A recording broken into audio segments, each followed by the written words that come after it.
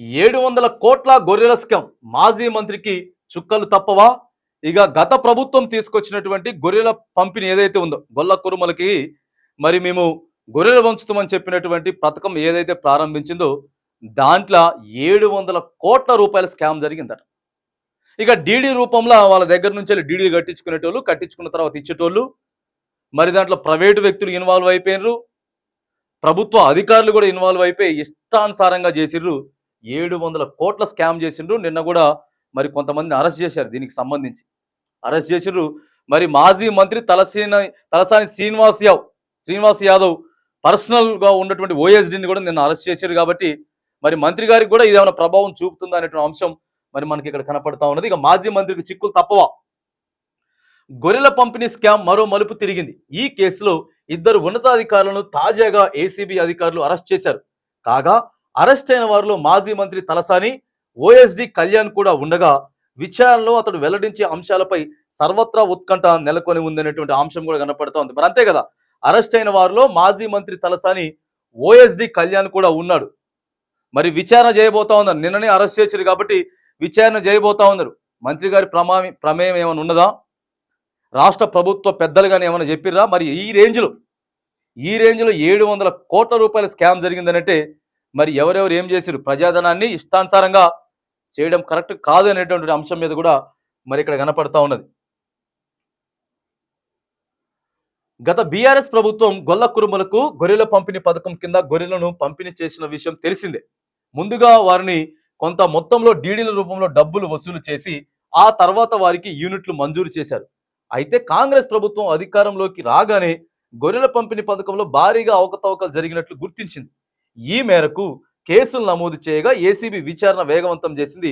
గొర్రెల పంపిణీ స్కీమ్లో 700 కోట్ల అవినీతి జరిగినట్లు ఏసీబీ తాజాగా తేల్చింది. ఆల్రెడీ బీఆర్ఎస్ ప్రభుత్వం అధికారంలో ఉన్నప్పుడే కాంగ్రెస్ పార్టీ ఏదైతే ప్రచారం నిర్వహిస్తూ ఉందో ఆ ప్రచారంలో కూడా గొర్రెల స్కీమ్ ఏదైతే ఉందో దాంట్లో భారీగా అవినీతి జరిగిందని చెప్పి చాలాసార్లు చెప్తా ఉన్నారు. ఇక ఖచ్చితంగా వాళ్ళు అధికారంలోకి వచ్చారు కాబట్టి ఏసీబీని స్పీడప్ చేసిర్రు. మరి వాళ్ళంతా కూడా ఆ అకౌంట్స్ కావచ్చు కాక లేకపోతే తదితర అంశాలన్నింటినీ కూడా క్షుణ్ణంగా పరిశీలిస్తే 700 కోట్లు కూడా స్కామ్ జరిగినట్టు మరి ఇక్కడ కనబడతా ఉన్నది. తేల్చేసిర్రు 700 కోట్ల స్కామ్ జరిగినట్టు.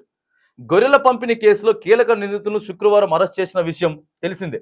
పశుసంవర్ధక శాఖ మాజీ ఎండి రామచంద్ర నాయక్, అప్పటి పశుసంవర్ధక శాఖ మంత్రి తలసాని శ్రీనివాస్ యాదవ్, ఓఎస్డీ గుండమరాజు కళ్యాణ్ కుమార్ను అరెస్ట్ చేశారు.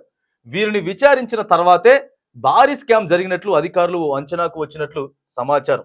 అర్హులైన గొల్ల కురుమలకు బదులుగా ప్రైవేటు వ్యక్తుల ఖాతాల్లోకి నిధులు మళ్లించినట్లు విచారణలో తేలింది.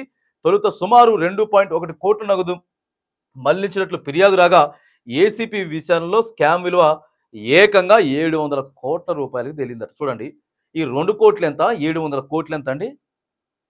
దారుణంగా మరి నిధులు మళ్లించారు. ప్రైవేటు వ్యక్తులకి నిధులు మళ్లించేశారు ఇష్టానుసారంగా. ఇగో వీళ్ళ లాంటి వాళ్ళ చేయబట్టి ఓ పక్క పశుసంవర్ధక అధికారులు, మాజీ మంత్రి తలసాని శ్రీనివాస్ యాదవ్, ఓఎస్డీ అంటే ఆయన కింద ఉన్నటువంటి మొదటి వ్యక్తి ఈ రకంగా స్కామ్ చేస్తే మరి ఎంత పెద్ద విమర్శలు వచ్చినాయి తెలుసా? అరే డీడీలు కట్టించుకున్నారు, పైసలు వస్తలేవు, గొర్రెలు వస్తలేవు, ఏం వస్తలేవు అని చెప్పి చాలా మంది కూడా గొల్ల కురుమలు మొత్తుకునేటోళ్ళు ఎన్నికల ముందు. మరి తద్వారా ఏమవుతుంది? వాళ్ళంతా కూడా తీసుకుపోయి వేరే పార్టీకి ఓటేస్తారు, మోసపోయారు కాబట్టి.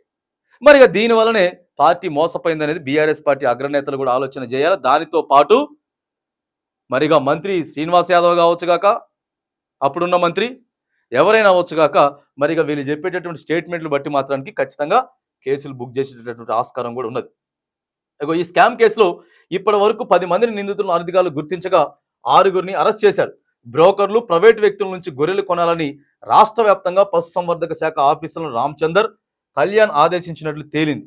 ఈ స్కామ్ కేసులో అప్పటి ప్రభుత్వంలోని కొందరు పెద్దల పాత్ర ఉన్నట్టు ఏసీబీ అనుమానిస్తుండగా విచారణలో తదుపరి ఎవరి పేరు బయటికి వస్తుందనేది తీవ్ర చర్చనీయాంశంగా మారింది.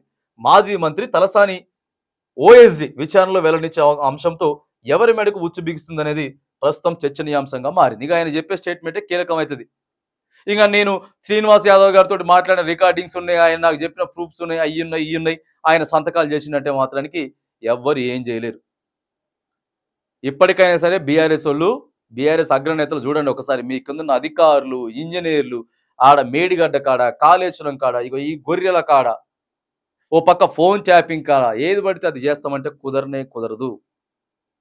ఎవరైనా అధికారంలోకి రావచ్చు.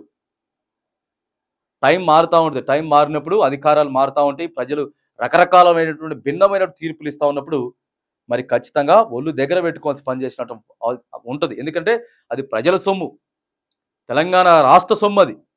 రాష్ట్ర సొమ్ము అయినప్పుడు ఎవరైనా సరే ఖచ్చితంగా పని చేయాల్సి ఉంటది కాబట్టి మరి ఇక ఎవరున్నా సరే ఇది 700 కోట్ల స్కామ్‌లో ఎవరున్నా సరే ఇక తక్షణమే చర్యలు కూడా తీసుకోవాలని చెప్పి కూడా తెలంగాణ రాష్ట్ర ప్రజల తరపున మనం డిమాండ్ చేస్తా ఉన్నాం.